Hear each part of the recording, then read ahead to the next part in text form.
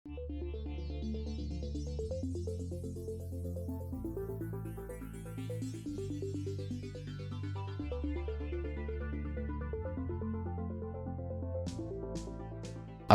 lan jardunaren balorazioa izugarri ona da. Nere aldetikan bintzat, prestakuntza horretan aritu gean ekipo eta taldearen izenean, gure inpresioa, gure sensazioa izan zen oso balorazio baikorra izan duela eta harrera oso baikorra izan duela. Alde batetik, gaia beak.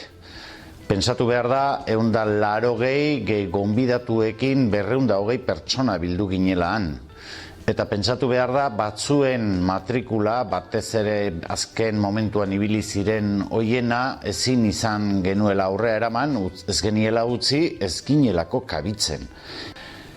Eta ez bakarrikan jendearen matrikula aldetikan, baizik eta benetan ponenteen ekarpenak, ponenteen azalpenak onak izan zirelako.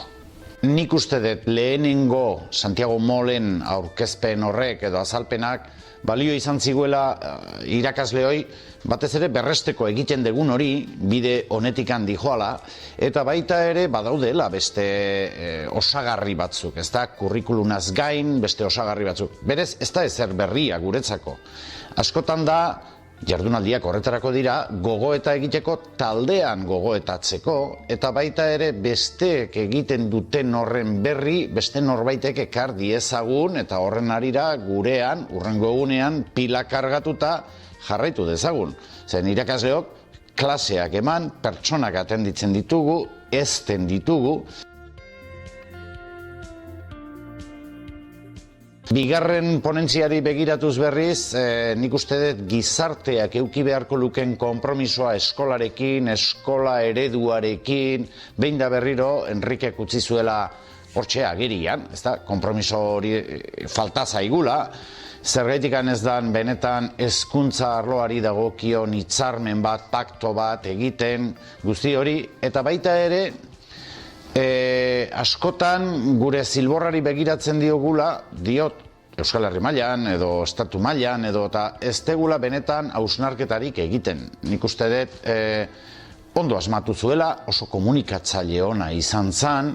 Arratsaldetako tailerrak, pasatzen baldimagea, tailerrak espazio gutxi genuen eta ordu nolabait kondensatuta, konzentratuta eman behar izan duen ekintzailetasunarena, 3 eredu, 3 esperientzia azaldu ziren, eta beste gela batean azaldu genituen, azaldu zen, jakintza ikastolak aurrea daraman, azkeneko 5 urte hauetan aurrea daraman bakarkako tutoretza, dela tutoretzaren ikuspegi berri bat.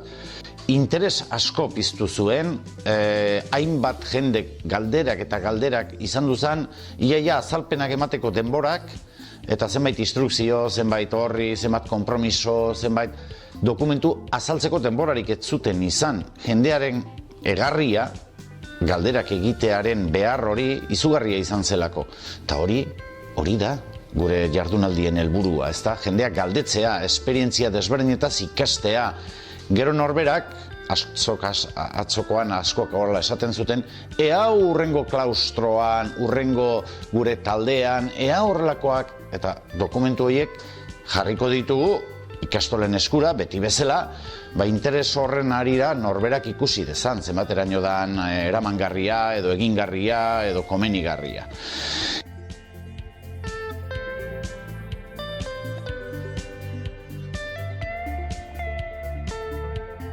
Gero, Irene Larraza Laskorain ikastolako guraso eta lehendakari dena etorri zan, eta baita ere horrek ekarri zuena da ikuspegi bat, alde batetikan guraso ikuste ezin edo beak horrekin jokatu zuen, oso ekarpen politia egin zuen gurasoen aldetikan, zeren irakasleen lana, baina nola ikusten gaituzte gurasoek.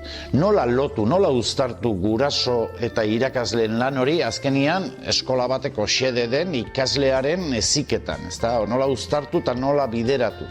Batez ere irakasleen lana eskertzen zuen, behin eta berriro, eta berak aitortzen zuen, naiz eta askotan gurasoak ez diren eguneroko horretan eskerrak emateko zale izaten, benetan eskertzen dutela, benetan nolabait miresten dutela gure lana, gure ofizioa, gure profesionaltasuna. Ondikan ez ditugu aztertu, hortan nahi gea, hortan nahi da taldeko jendea, baina horiek gero publiko egiten ditugu, beti bezala, baina jendearen zurrumurruak, jendearen hurbiltzea eta esatea, jo, ze politia. Beste batzuk izugarria idatzi dit batek. Atzoko jardunaldia izugarria gaur goizean zuzendari batek. Horixe da, bilatzen duguna.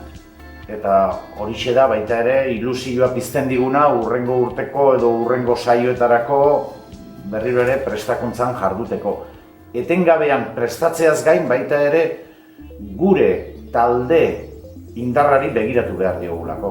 Eta horretarako dira, jardunaldi pedagogiko.